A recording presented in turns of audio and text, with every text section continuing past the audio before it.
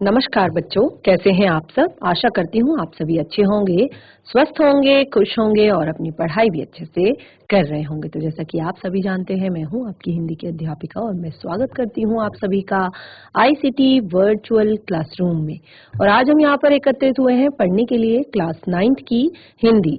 Class 9th की हिंदी में हम यहाँ पर पढ़ रहे हैं अपना 4th चैप्टर उपभोक्तावाद की संस्कृति। तो उपभोक्तावाद की संस्कृति में हमने यहाँ पर बहुत सारी बातें पढ़ी, बहुत सारी जरूरी चीजें, जरूरी बातें जो हमें अपनी डेली लाइफ के लिए, रोजाना के लिए याद रखनी चाहिए और बहुत सारी चीजें इस पाठ ने हमें सिखाई।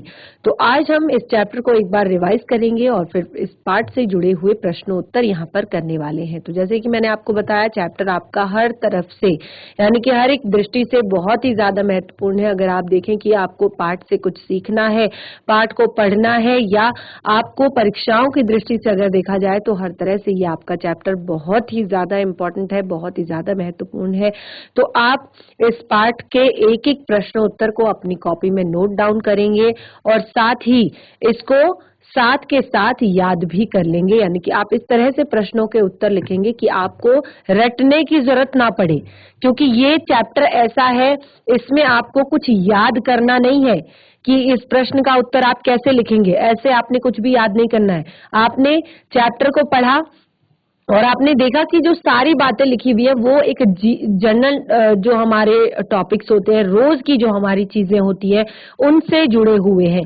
तो उनको कैसे हम हैंडल कर सकते हैं, कैसे हम उनको सही कर सकते हैं, कैसे हम उनको तरीके से हम उसको कर सकते हैं, वो सारी बातें आपने यहाँ पर लिखनी है। तो इसलिए यहाँ पर कुछ भी रटना नहीं है, समझना है और उसके बाद आपने नोट डाउन करना है। तो हम चलते हैं स्मार्ट बोर्ड की तरफ, शुरू करते हैं अपने आज का सेशन। सभी बच्चे ध्यान पूर्वक पढ़ेंगे और समझने का प्रयास करेंगे। देखिए, जो हमारा ये चैप्टर है उपभोक्तावाद की संस्कृति।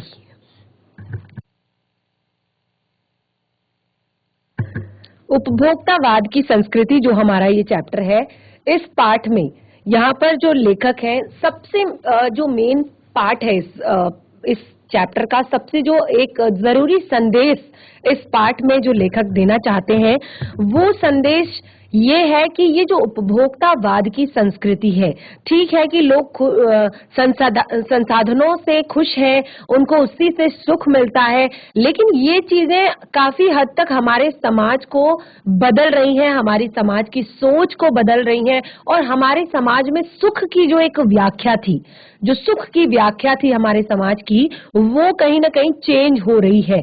यानी कि आप चाहे अमीर हो चाहे गरीब हो, देखिए पहले के लोग सेटिस्फेक्शन कर लेते थे, उनको हो जाता था कि चलिए मेरे पास इतना है तो मैं इसमें खुश रहूं, मैं इसमें और सबसे बड़ी चीज है ये सेटिस्फेक्शन, कि आप संतोषी हैं, आपके पास जो कुछ है आप उसमें संतोष करते हैं, आप उसमें सुखी हैं। लेकिन अब जो है ये सुख की व्याख्या बदल गई है। कैसे बदल गई है? क्योंकि अब लोगों को लगता है कि उपभोग ही सुख है। यानी कि जितने ज्यादा संसाधन आपके पास होंगे, जितनी ज्यादा चीजें आपके पास होंगी, जितनी ज्यादा चीजें आपके पास होंगी, आप उतने ज्यादा सुखी होंगे। लेकिन लेखक यहाँ पर बताते हैं कि उनका जो मानना है वो बिल्कुल अलग है। वो कहते हैं कि इंसान को मानसिक रूप से सुखी होना चाहिए, इंसान को शारीरिक रूप से सुखी होना चाहिए। तो यहाँ पर जो उपभोक्तावादी संस्कृति, अभी ये जो उपभोक्तावादी संस्कृति जो यहाँ पर आई है, जिसमें आजकल आप देखते हैं बहुत ही इंटरेस्टिंग हमारा ये चैप्टर रहा। आपने देखा कि किस तरह से आप टीवी ऑन करते हैं, ठीक है, मैंने बहुत सारे इसमें, अब मुझे नहीं लगता कि कुछ एग्जाम्पल्स आपके बचे हैं कि जो मैं अब आपको दूं, क्योंकि बहुत सारे एग्जाम्पल्स मैंने इस चैप्टर में आपको इस तरह के दिए कि आप टीवी ऑन करते हैं, जो अगर आप टीवी ऑन करते हैं तो सुबह उठने से लेकर, आप सुबह उठते हैं, आप सबसे पहले आप ब्रश करने के लिए जाते हैं, आप ब्रश करते हैं तो आपको उसमें भी आपको 10 से 20 वैरायटी के आपको अलग अलग आपको टूथपेस्ट मिल जाते हैं, उसी टाइप के आपको अलग अलग ब्रश मिल जाते हैं, उसी में आपको 10 से 4 से 5, 6, 10 तरह के आपको माउथ वॉश मिल जाते हैं। उसी के बाद आप मुंह धोते हैं, फेस वॉश करते हैं, तो आपको मुंह धोने के लिए अलग face wash, cream, gel, after shave lotion, यानी कि आपको, और उसी के बाद नहाने के लिए आपको बहुत ये खुशबूदार साबुन है, ये आपकी त्वचा को कोमल रखता है, आपको दिन भर फ्रेश ताजा महसूस कराता है। ये बॉडी वॉश लीजिए, ये बहुत अच्छा है। और तो और कि बॉडी वॉश के साथ हमको हाथ से भी हमें साबुन नहीं लगाना है। आप इस तरह का वूल यूज कीजिए, आप इस तरह का अपना साबुन जो सोप है उसको ऐसे यूज कीजिए। और उसके बाद आता है बॉडी लोशन। तो उठने से लेकर, सुबह जब आप उठते हैं, उठने से लेकर रात को जब आप सोते हैं, तो एक एक चीज जो है आपकी, वो आपको टीवी के एड्स में, विज्ञापनों में दिखाई देगी। और उसके ऐसे एड्स, ऐसे विज्ञापन, इस तरह से ऐसे विज्ञापन दिखाए जाते हैं कि आप उनको लिए बिना नहीं रुकेंगे। यानी कि अगर आप किसी मॉल में चले जाते हैं, किसी शॉपिंग मार्केट में अगर चले जाते हैं, तो आप कंफ्यूज हो जाएंगे कि कौन सा लें, क्योंकि सबको एक से एक बढ़कर दिखाया जाता है। तो यहाँ पर उपभोक्तावादी संस्कृति ने एक तरह से हमारी जो दैनिक जीवन है उसको पूरी तरह से बदल कर रख दिया है, अपने प्रभाव में ले लिया है।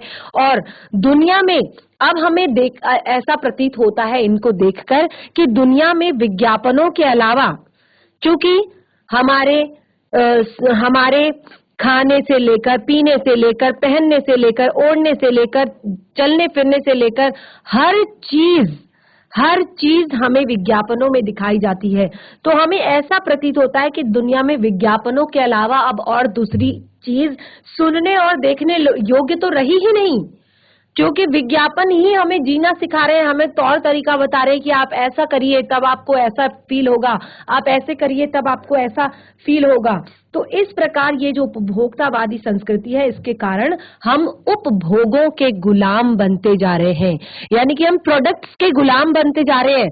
अब लोग अपनी नीड्स को नहीं देखते, अब लोग अपनी आवश्यकताओं को नहीं देखते, क्योंकि तभी, और यही परिवार में अशांति का कारण है, यही दुख का कारण बनता है, यही गृह कलेशों का कारण बनता है, परिवार के टूटने का कारण बनता है कि लोग दिखावे में ज्यादा आ गए हैं, दिखावे में ज्यादा आ गए हैं। और हम क्या है, उपभोगों का जो प्रोडक्ट्स बन रहे हैं इनके हम गुलाम होते जा रहे हैं। हमें वही चाहिए जो हमें ज्यादा अच्छा टीवी पे लगता है, और फिर उसके लिए हमें एक्स्ट्रा पैसे ही क्यों ना देना पड़े, उसके लिए हमारा बजट ही क्यों ना हिल जाए घर का।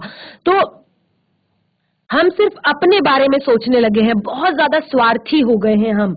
और हमारे जो सामाजिक संबंध हैं, इसके कारण क्या हो रहा है, हमारे सामाजिक संबंध संकुचित हो रहे हैं। तो सामाजिक संबंध तो मुझे लगता है कि नहीं अब बचे हुए हैं, पारिवारिक संबंध भी संकुचित हो रहे हैं। सामाजिक कहना तो अब बहुत बड़ी बात हो जाएगी, क्योंकि समाज में आज किसी भी व्यक्ति के पास किसी दूसरे के लिए समय नहीं है। आपने सुबह उठना है, फटाफट आपने अपना घर का काम करना है, उसके बाद आपने अपने ब्रेकफास्ट करना है, अपने ऑफिस के लिए निकलना है, वहां पे आप बिजी रहते हैं, फिर घर आते हैं, फिर अपने फोन में, टीवी में बिजी रहते हैं, अपनी शॉपिंग में बिजी रहते हैं। तो मुझे नहीं लगता कि अब ये इसको हम कहेंगे कि समाज संकुचित हो रहा है। अब तो फैमिलीज भी संकुचित हो रही है।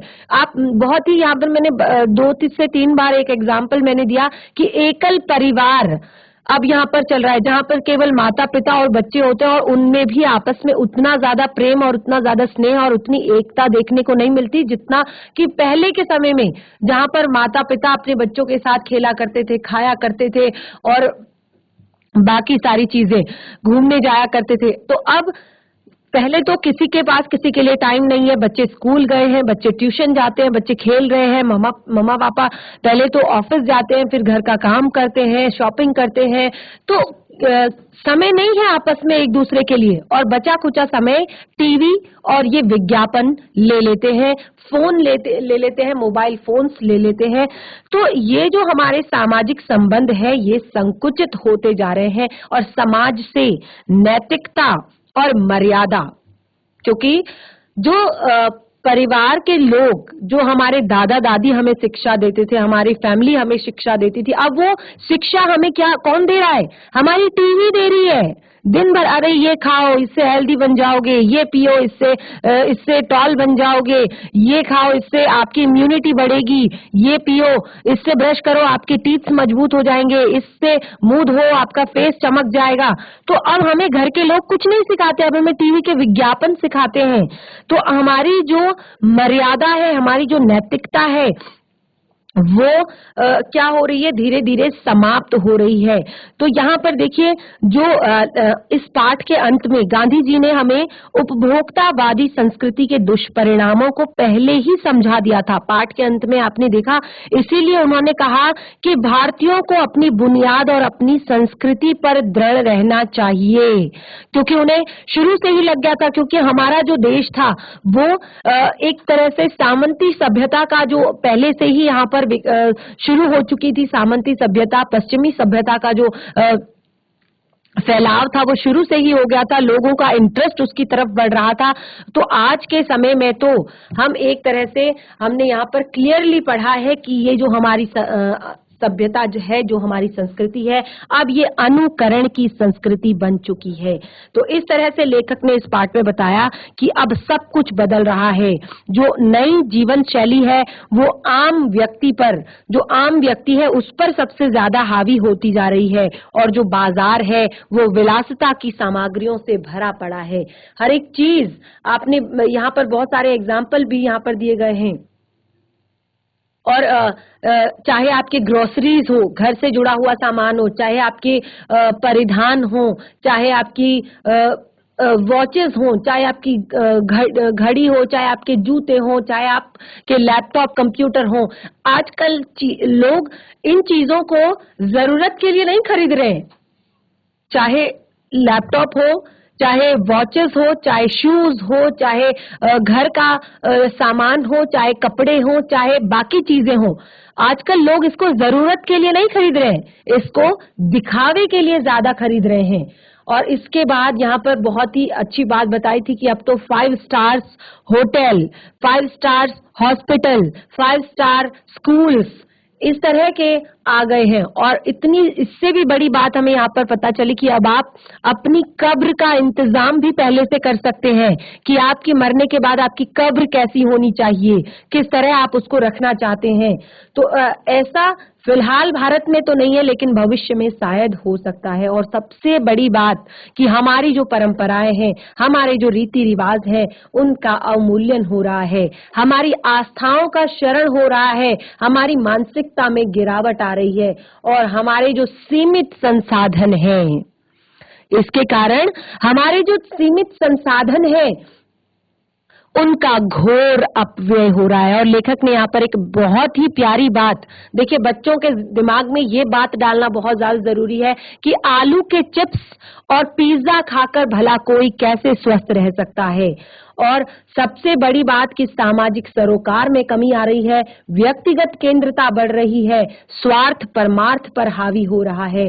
और यहाँ पर फिर से बिल्कुल वही बात कि जो हमारी संस्कृति है, जो उपभोक्तावादी संस्कृति है, यहाँ पर हमें गांधी जी ने बताया कि हमें अपने आदर्शों पर, हमें अपने मूल्यों पर टिका होना चाहिए, नहीं तो जो ये उपभोक्तावादी संस्कृति है ये हमारे भविष्य के लिए बहुत बड़ा खतरा बन सकती है, हमारे भविष्य को नष्ट कर सकती है। तो इस तरह से हमारा जो चैप्टर है उसको हमने रिवाइज कर लिया है। जिन बच्चों ने चैप्टर को नहीं पढ़ा था उनको भी काफी चीजें समझ में आ गई होंगी, और चैप्टर को एक बार आप फिर से घर पर रिवाइज कर सकते हैं।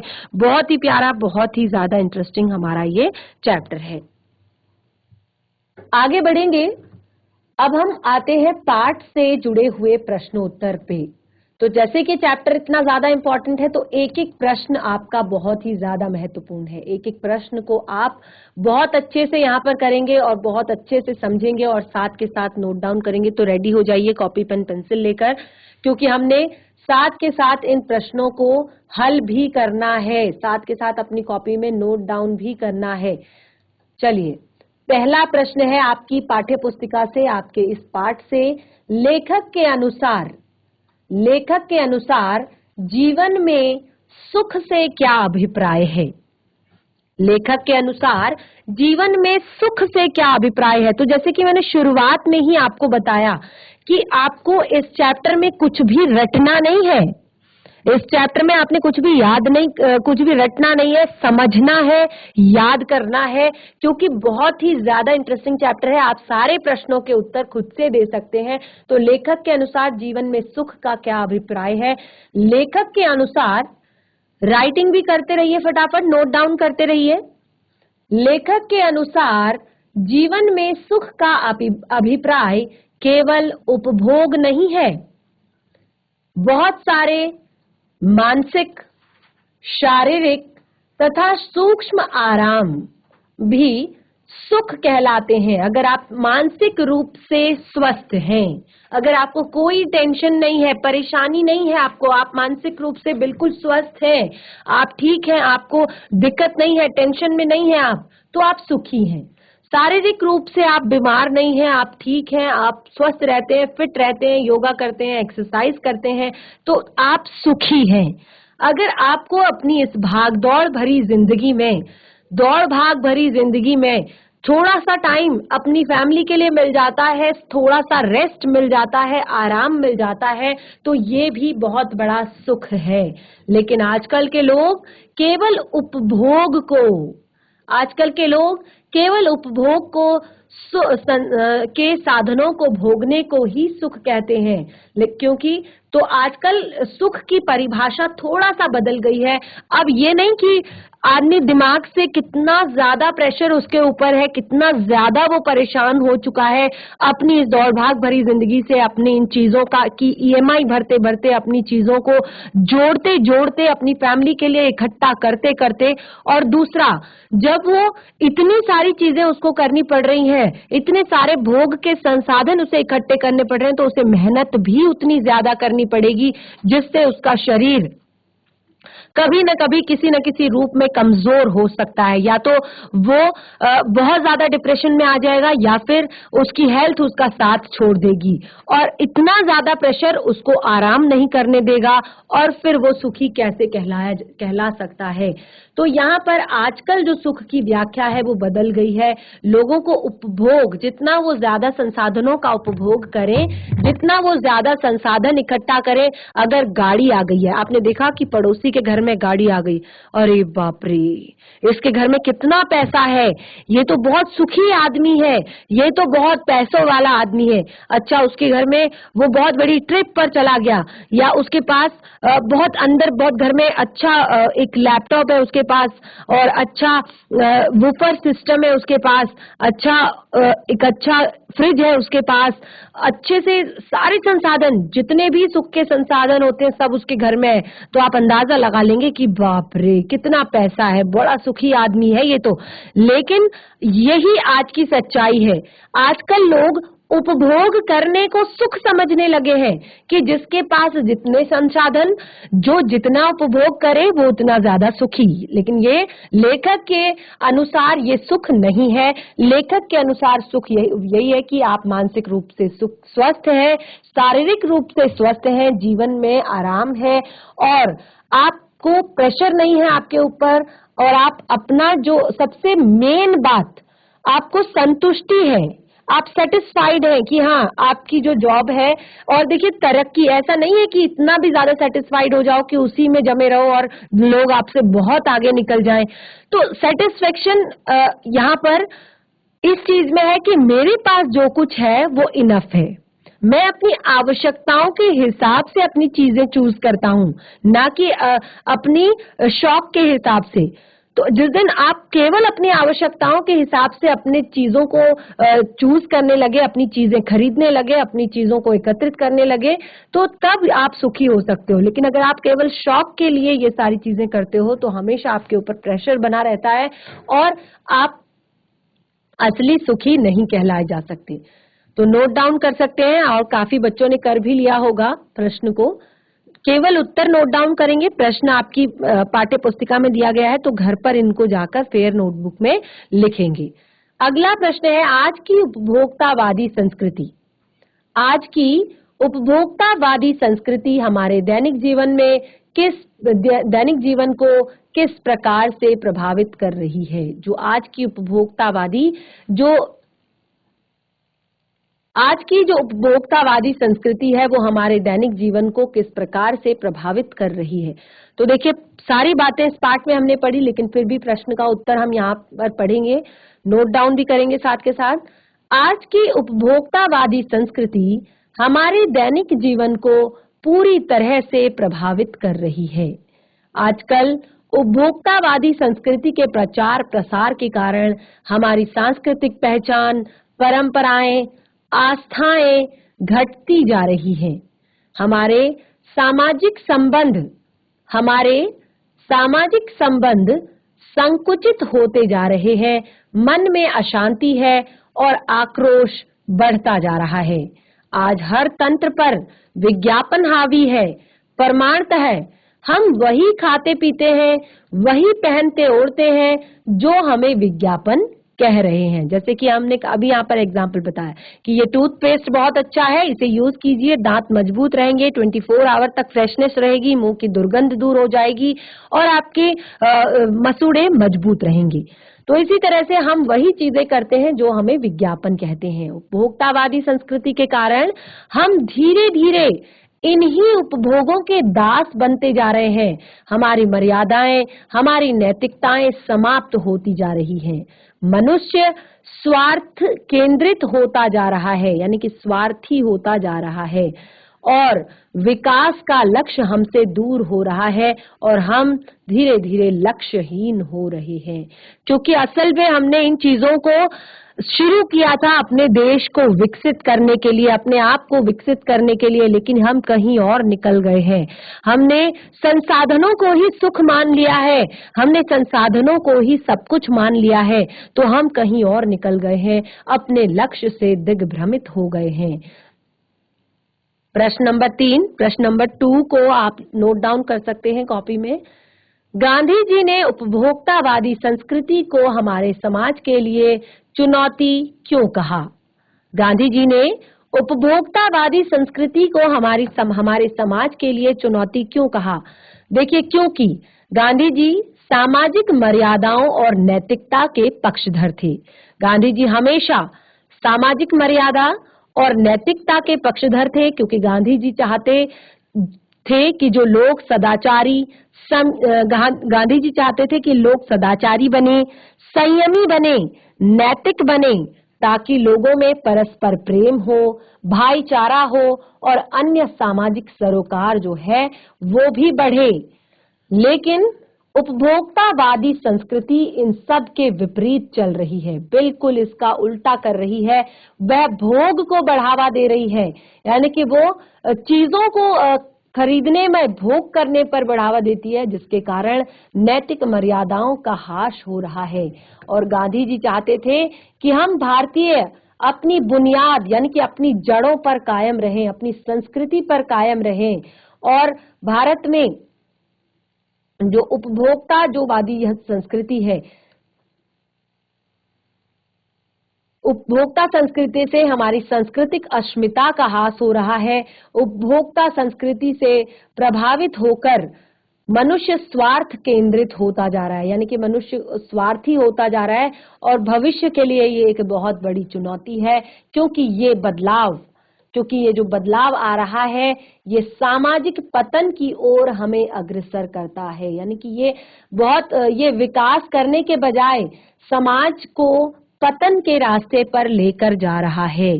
ठीक है, तो इस तरह से आप इसको नोट डाउन करेंगे अपनी कॉपी में। बहुत ही प्यारा सा प्रश्न था, बहुत ही इंटरेस्टिंग प्रश्न था। अब आपको यहाँ पर आश्रय स्पष्ट करना है। जाने अनजाने आज के माहौल में आपका चरित्र भी बदल रहा है और आप उत्पाद को समर्पित होते जा रहे हैं। ये पंक्ति हमने यहाँ पर पढ़ी है कि जाने अनजाने अब आप उत्पाद को समर्पित होते जा रहे हैं। तो इसके लिए देखिए क्या है कि उपभोक्तावादी संस्कृति का प्रभाव अप्रत्यक्ष है। उपभोक्तावादी संस्कृति का प्रभाव अप्रत्यक्ष है, इसके प्रभाव में आकर हमारा चरित्र बदलता जा रहा है। ये जो संस्कृति है, इसका प्रभाव हमें स्पष्ट रूप से सामने नहीं देखने को मिलता। ये धीरे धीरे हमारे व्यवहार में आ जाता है और इससे क्या होता है, हमारा चरित्र बदल जाता है। हम उत्पादों का उपभोग करते करते न केवल उनके गुलाम होते जा रहे हैं, बल्कि अपने जीवन का लक्ष्य को भी हम उपभोग करना ही मान बैठे हैं। यानी कि हम जीवन का लक्ष्य ही इसको मान बैठे हैं कि हमने अपनी बहुत सारी पढ़ाई करनी है, बहुत बड़ा आदमी बनना है, ऐसा आदमी जिसके घर में सुख संसाधनों की कोई कमी ना हो और जिसके घर में नौकर चाकरों की कमी ना हो, जिसके घर में मैं वो सारी चीजें खरीद सकूं जो टीवी में दिखाई जाती हैं या एड्स में दिखाई जाती हैं या विज्ञापनों में दिखाई जाती हैं। तो मनुष्य का लक्ष्य ही केवल उपभोग करना यहाँ पर हो चुका है। तो आज हम भोग को ही सुख मान चुके हैं, इसीलिए हमारा जो चरित्र है ये भी धीरे धीरे बदल रहा है। आगे अगला यहाँ पर अगली पंक्ति है, प्रतिष्ठा के अनेक रूप होते हैं, फिर चाहे वो हास्यास्पद ही क्यों ना हो। देखिए लेखक ने यहाँ पर एक पंक्ति यूज की है कि प्रतिष्ठा के अनेक रूप होते हैं, फिर चाहे वो हास्यास्पद ही क्यों ना हो, यानी कि चाहे वो मजाकिया ही क्यों ना हो, चाहे वो मजाक बनने लायक ही क्यों ना हो। देखिए उत्तर है इसका, सामाजिक प्रतिष्ठा विभिन्न प्रकार की होती है। समाज में जो लोगों की प्रतिष्ठा होती है वो अलग अलग टाइप की होती है, जिनके कई विचित्र, बिल्कुल रूप विचित्र हैं। हास्यास्पद का अर्थ है हंसने योग्य, यानी कि कई लोग अपनी सामाजिक प्रतिष्ठा को बढ़ाने के लिए, यानी कि समाज में अपनी प्रतिष्ठा को बढ़ाने के लिए ऐसे ऐसे कार्य और ऐसे ऐसे व्यवस्था करते हैं कि अनायास ही, अचानक ही हमें हंसी फूट पड़ती है, हमारी हंसी फूट पड़ती है। जैसे अमेरिका में अंतिम संस्कार और अंतिम विश्राम के स्थल के लिए भी अच्छा प्रबंध करना एक ऐसी झूठी प्रतिष्ठा है जिसे सुनकर हमें हंसी आती है। यानी कि ये एक ऐसी प्रतिष्ठा है, एक ऐसी झूठी प्रतिष्ठा है कि मरने के बाद भी लोग आपकी जो कब्र है उसको देखकर समझ जाएंगे कि जरूर अमीर आदमी होगा ये। तो बड़े बड़े शावर यहाँ पर लगे हुए हैं, बड़े बड़े अच्छे फूल यहाँ पर लगे हुए हैं, बहुत अच्छा म्यूजिक बज रहा है, तो जरूर ये बड़ा आदमी होगा। यानी कि मरने के बाद भी आपको प्रतिष्ठा दिखानी है, तो ऐसी झूठी प्रतिष्ठा को सुनकर हंसी आती है। अगला यहाँ पर आगे है रचना और अभिव्यक्ति। तो देखिए बच्चे, चैप्टर बहुत अच्छे से पढ़ लिया है, प्रश्नों उत्तर भी लगभग कंप्लीट हो चुके हैं। कोई दिक्कत परेशानी अगर प्रश्नों में होती है तो बार बार पूछ सकते हैं, चैट के माध्यम से, सिस्टम के माध्यम से, डायरेक्टली क्लास में हैंड रेज करके पूछ सकते हैं। लेकिन यहाँ पर रचना और अभिव्यक्ति, कुछ इस तरह के प्रश्न यहाँ पर दिए गए हैं, तो आप एक बार इन प्रश्नों को जरूर पढ़ लें और उसके बाद खुद से प्रश्नों के उत्तर देने की कोशिश करें। जैसे कोई वस्तु हमारे लिए उपयोगी हो या ना हो, लेकिन टीवी पर विज्ञापन देखकर हमें उसे खरीदने के लिए अवश्य लालायित हो जाते हैं। कई बार, जैसे कि मैंने बताया कि कई बार वो चीज जो हमें विज्ञापन में दिखाई जा रही है हमारे यूज की, ऐसा नहीं है कि वो किसी के यूज की नहीं है, वो यूज की है इसीलिए वहां पर दिखाई जा रही है, लेकिन वो हमारे यूज की नहीं है, फिर भी हम उसको लेने के लिए लालायित, अच्छा बड़ी महंगी वॉच है, बहुत सुंदर लग रही है यार, मुझे लेना चाहिए, जबकि मेरे पास ऑलरेडी 5 वॉचेस पड़ी हुई है और मेरे बजट से बाहर है वो, लेकिन फिर भी आता है कि अरे वाह बहुत ब्रांडेड लग रही है, मुझे ये वॉच खरीद लेनी चाहिए, जूते बड़े स्टाइलिश हैं, मुझे ये जूते ले लेने चाहिए। तो इस तरह से जो एक सम्मोहन विज्ञापनों का आ जाता है, और विज्ञापनों की जो भाषा होती है, विज्ञापनों की जो भाषा होती है वो बहुत ही ज्यादा मोहक होती है, सम्मोहक होती है। यानी कि आप बिल्कुल भी उसे नहीं खरीदना चाहेंगे, लेकिन वो शांत होकर भी आपको अपनी तरफ आकर्षित करेगी, अपने ओर आकर्षित करेगी। तो इस तरह से प्रचार तंत्र अपनी चिकनी चुपड़ी बातों से, जो प्रचार कर रहे हैं वो इस तरह की बातें बताते हैं अपने उस प्रोडक्ट के बारे में, उस सामान के बारे में कि और ऐसी ऐसी ध्वनियां, प्रभावक ध्वनियां वहां पर प्रयोग करते हैं, जिससे अधिकतर विज्ञापन जो है हमारे अंदर भ्रम और उस वस्तु के प्रति आकर्षण पैदा कर देते हैं और हम वही खरीदते हैं जो विज्ञापन में हमें दिखता है, हमें विज्ञापन जो दिखाता है हम वही खरीदना पसंद करते हैं और हम अनुपयोगी वस्तुओं को खरीदने के लिए भी लालायित हो जाते हैं। ठीक है, इसी तरह से अगला प्रश्न है, आपके अनुसार वस्तु को खरीदने का आधार वस्तु की गुणवत्ता होनी चाहिए या विज्ञापन? तो बहुत ही सरल बात है, बहुत ही सरल बात है। आपको तर्क देकर स्पष्ट करना है कि आप की वस्तु का जो खरीदने का आधार है वो उसकी गुणवत्ता होनी चाहिए या उसका विज्ञापन। तो एक लाइन तो क्लियर है कि हमेशा गुणवत्ता होनी चाहिए, लेकिन तर्क देना है। तर्क दे क्या देंगे? अधिकतर विज्ञापन हमारे मन में वस्तुओं के प्रति भ्रामक आकर्षण पैदा करते हैं। तो हमें कई बार जैसा हमें विज्ञापन में दिखाया जाता है वैसा हमें चीज नहीं मिलती है। ठीक है, और अधिकतर विज्ञापन आकर्षक दृश्य दिखाकर गुणहीन वस्तुओं का प्रचार करते हैं। कई बार ऐसे विज्ञापन बहुत ही ज्यादा आकर्षक होते हैं विज्ञापन, और वो गुणहीन वस्तुओं का, यानी कि जिनकी क्वालिटी नहीं अच्छी होती, ऐसी वस्तुओं का भी वो प्रचार करते हैं। और विज्ञापन के माध्यम से, क्योंकि केवल विज्ञापन में देखकर हम किसी वस्तु के गुण और दोष की सच्चाई नहीं जान सकते। हम नहीं समझ सकते कि या क्या सच में ये वस्तु अच्छी है, यूज किए जाने लायक है, प्रयोग में लाने लायक है।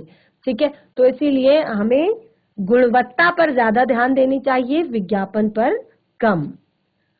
आगे प्रश्न है, पाठ के आधार पर उपभोक्तावादी युग में पनप रही दिखावे की संस्कृति पर विचार व्यक्त कीजिए। बहुत अच्छे से मैंने यहाँ पर आपको एक्सप्लेन किया है चैप्टर को। तो ये पाठ तो आपके लिए ये प्रश्न तो आपके लिए होमवर्क है। और बिल्कुल नेक्स्ट जो प्रश्न है वो भी इसी तरह का है कि आज की उपभोक्तावादी संस्कृति हमारे रीति रिवाजों और त्योहारों को किस प्रकार से प्रभावित कर रही है। अपने अनुभव में एक अनुच्छेद लिखिए, अनुच्छेद राइटिंग। देखिए, ये दोनों प्रश्न आपके लिए होमवर्क हैं, इनको आप घर पर जरूर करें, तभी आप को क्लियर होगा कि आपको चैप्टर याद हो गया है, आपको पाठ, आपका इस पाठ को पढ़ना सफल हो गया है, आपने चैप्टर को अच्छे से पढ़ लिया है, समझ लिया है। ठीक है, तो इसके बाद हमारी भाषा से जुड़ी हुई बातें आती हैं, तो ये आप खुद से करेंगे। चैप्टर हमारा यहाँ पर कंप्लीट होता है। तो बच्चों, इस तरह से हमारा ये जो चैप्टर है कंप्लीट हो चुका है। पाठ को हमने बहुत अच्छे से पढ़ लिया, साथ ही पाठ को रिवाइज भी हमने यहाँ पर कर लिया, और पाठ से जुड़े हुए प्रश्नों को भी हमने यहाँ पर डिस्कस कर लिया है। तो आप इन प्रश्नों को घर पर अपनी फेयर नोटबुक में जरूर नोट डाउन करें, और जिस बच्चे ने नोट डाउन नहीं किया है वो खुद से करने का प्रयास करें। फिर भी अगर कोई दिक्कत परेशानी आती है तो चैट के माध्यम से अपनी समस्याएं बता सकते हैं, और या डायरेक्टली क्लास में कह सकते हैं कि हमें कौन सा चैप्टर, कौन सा प्रश्न समझ में नहीं आया है। तो आज का सेशन हमारा यहीं पे समाप्त होता है। हम मिलेंगे अपने नेक्स्ट सेशन में एक नए पाठ के साथ। तब तक के लिए धन्यवाद। आपका दिन शुभ हो।